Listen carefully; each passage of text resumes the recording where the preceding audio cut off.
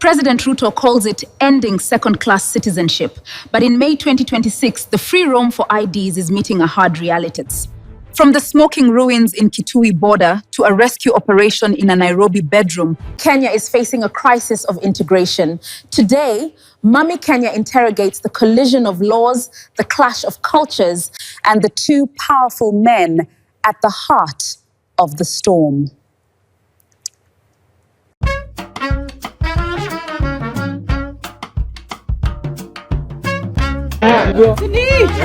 Kwa hivyo tunasema serikali ichunge sisi. Serikali ifanye nini? Ichunge sisi. Na ikikosa kutuchunga pia sisi tunajua kujifanya nini ni muno kila mundu akituo kwenda kana mundu akamare the security aso kagolani.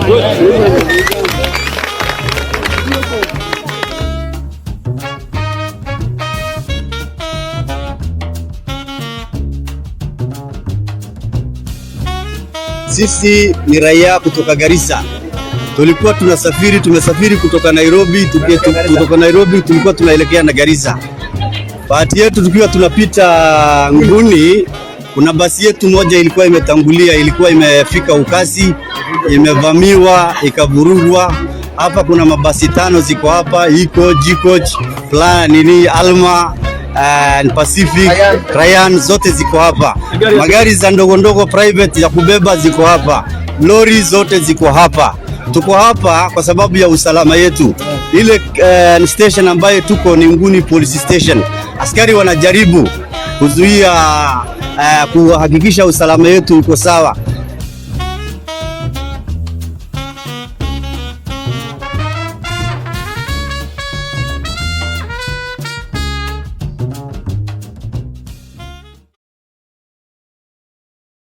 And with our top story, tensions remain high at Kwakamari Township in Sekuru area in Kitui County after suspected camel herders killed 7 people.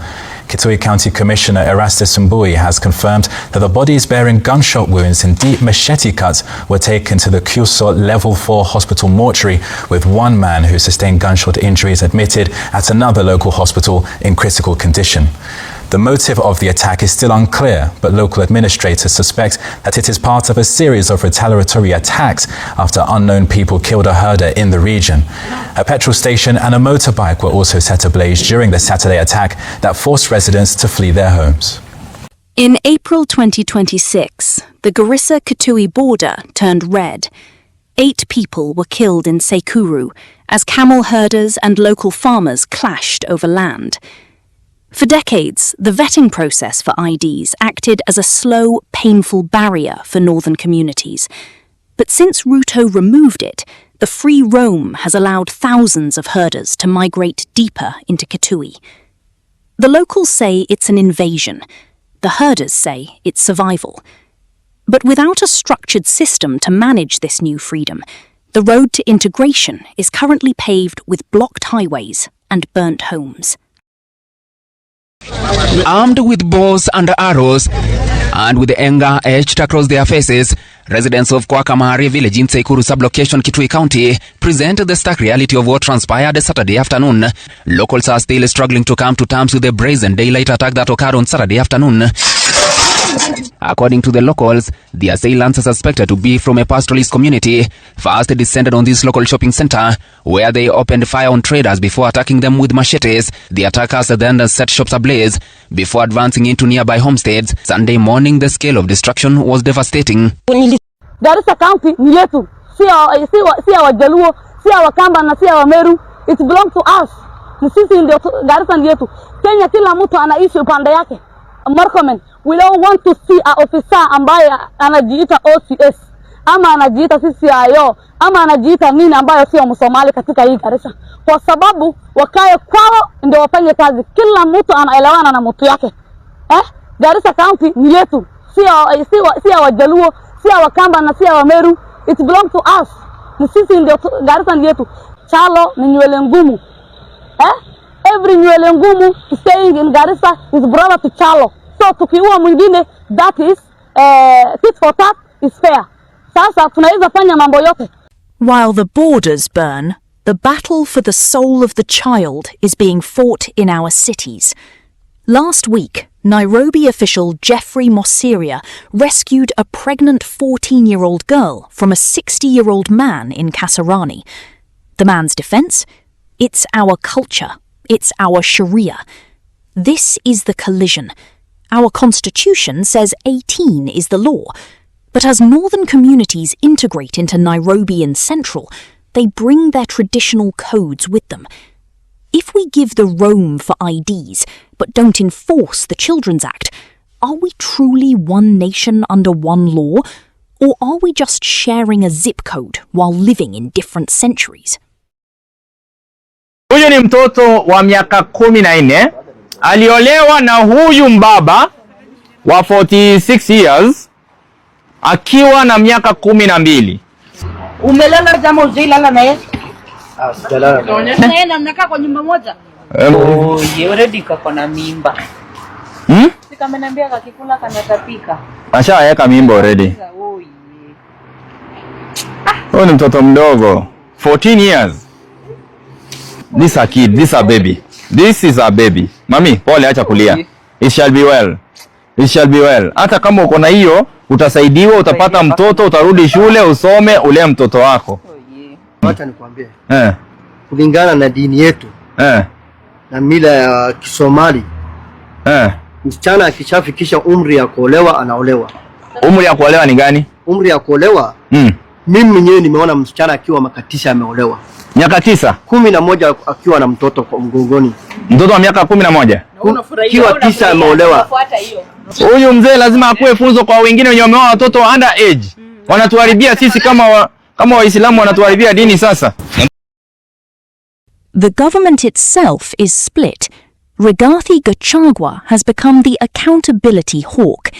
In January, he attacked the quota system for grade 10 placement, saying, "Don't lecture us on affirmative action if you aren't building schools in the north." He views integration through merit. If you want your children in our schools, build yours to the same standard. But Aden Duale hits back.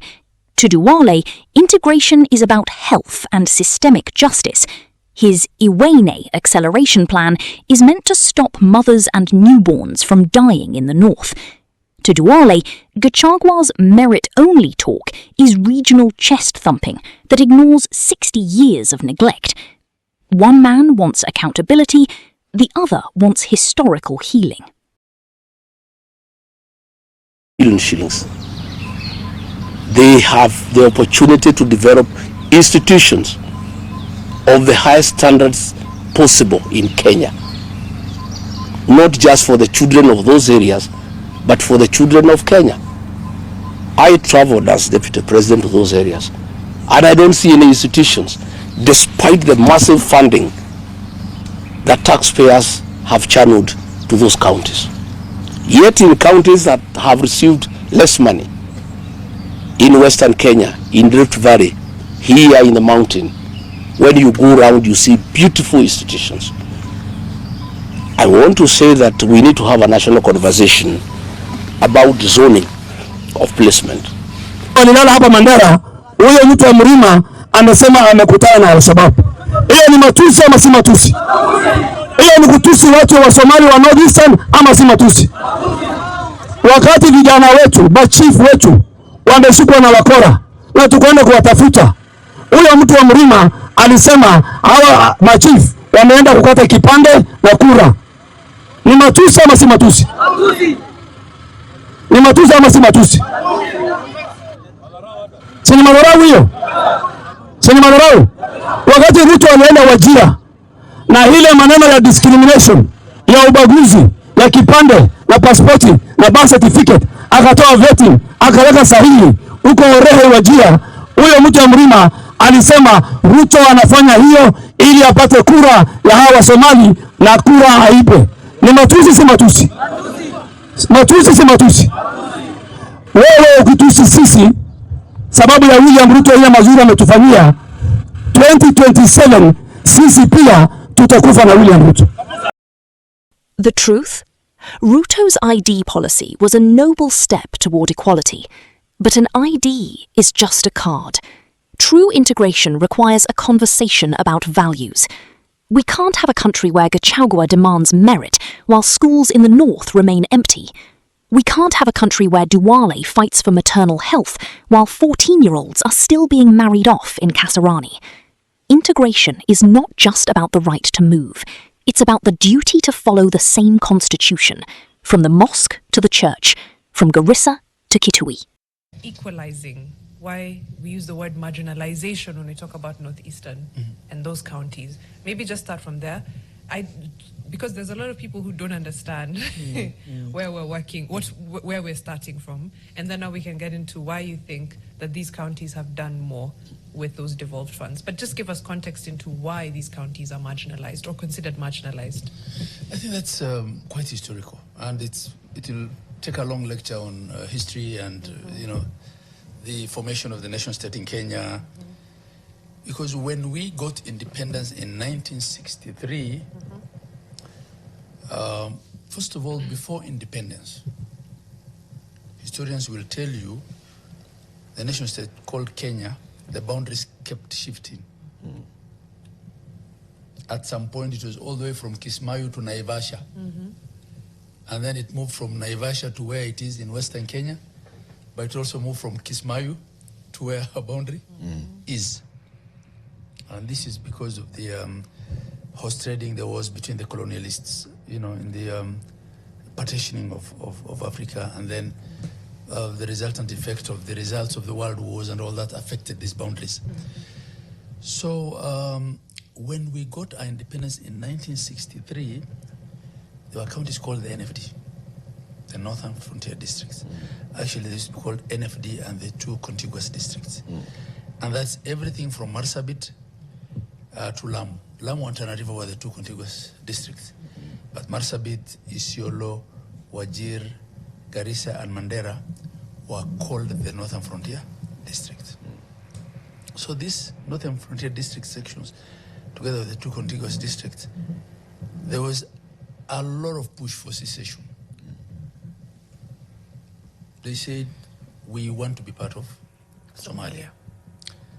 And of course, opinion was divided.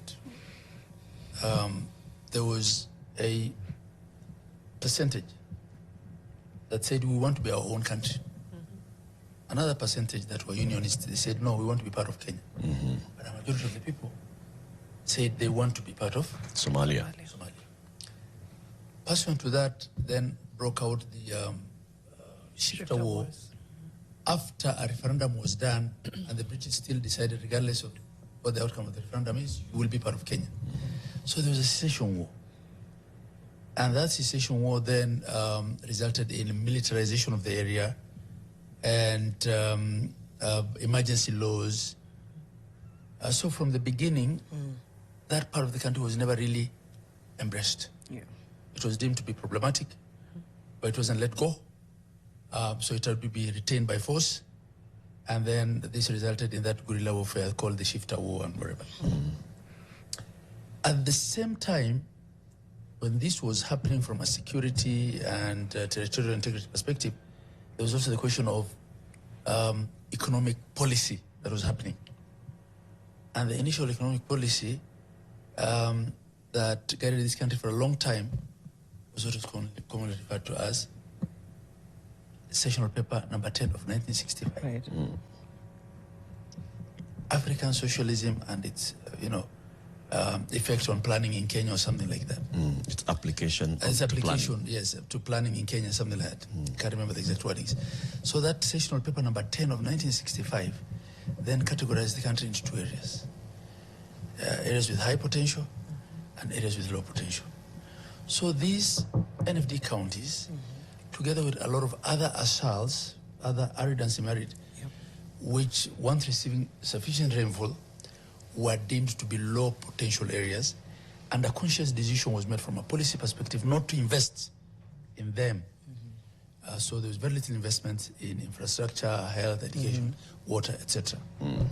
So I think this is what resulted in that marginalization, quote unquote, and it's how we did things up probably until we got to the new constitutional dispensation. But they say old habits die hard. So even after, devolution and division of revenue and everything I've said, the larger part of the resources are still retained at the center. And the thinking by government bureaucracy is to still invest more in those high potential areas, quote unquote. And this is why I say devolution will do its bit. It probably has done its bit, but it's not sufficient to equalize us. Okay. Yeah. I want to add my voice to the incident that happened in Garissa. It's very unfortunate that we lost one of our sons. It's very painful. I can imagine the mother that gave birth to that young kid who was really working hard. I understand he was a taxi driver. So as the leader of this region, I want to add my voice. I want to send a message to the IG, to the CS Murkomen. We want the person who killed our son from Garissa to be brought on board.